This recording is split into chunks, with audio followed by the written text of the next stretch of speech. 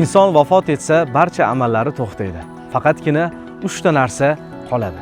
Birinchisi sadaqa-i joriya, ilm yo'lida izlangan, qilingan harakat va uchinchisi solih soliha farzand. Assalomu alaykum. Bugun biz yurtimizdagi nurli maskanlardan biriga Hadicha-i Kubro ayol qizlar o'rta maxsus islom ta'lim muassasasiga tashrif buyurdik. Bir narsani yodda tuting. Sadaqa-i joriyaning eng afzali ilm yo'lida qilingan sadaqadir. Ya'ni bu sizni ortingizdan mana shu inson ta'lim olib, birovga ilm o'rgatib va uni shogirdlari yana shogird chiqarishsa, mana shu savoblarning hammasi sizga sadaqa-i joriya bo'lib yetib boradi. Bugun Vaqf xayriya jamoat fondi mana shunday ihsonlarni qilgan, sadaqalarni, zakotlarni qilgan insonlarimizni omonatlarini o'z egalariga topshirish uchun bu maskanga tashrif buyurdik.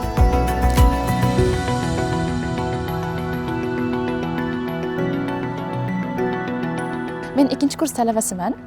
Ta'lim muassasamizda turli sharoitdagi qizlar bor. Ularning ichida o'quv shartnoma to'lovini to'lashga qiynaladigan qizlar ham bor. Bunday holatlarda vaqf jamoat fondlari va saxovatli insonlar o'z yordamlarini ko'rsatishadi va biz bundan xursand bo'lamiz va ularning haqlariga duolar qilamiz.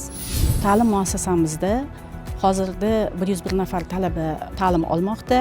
Talabalarning orasida shartnoma pulini to'lashga imkoniyati borlari ham, imkoniyati yo'qlari ham bor. Ta'lim muassasamiz nomidan Vaqf xayriya jamoat fondiga alohida minnatdorchilik bildiramiz. Har yili bu Vaqf xayriya jamoat fondi va homiylar talabalarni, ustozlarni qo'llab-quvvatlab turishadi. Alohida ularga rahmat, minnatdormiz. Ta'lim muassasamizda yaratilgan sharoitlar, ilmga bo'lgan e'tibor uchun yurtboshimizga alohida minnatdorchilik bildiramiz.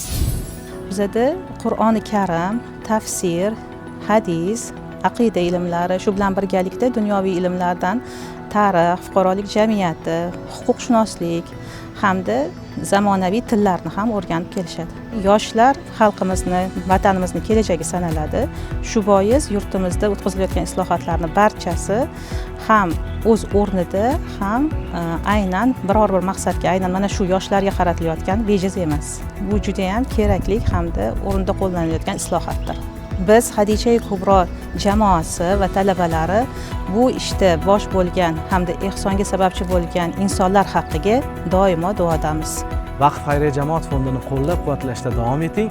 Vaqf xayriya jamoat fondi yaxshilik yo'lida, saxovat yo'lida doimo siz bilan birga.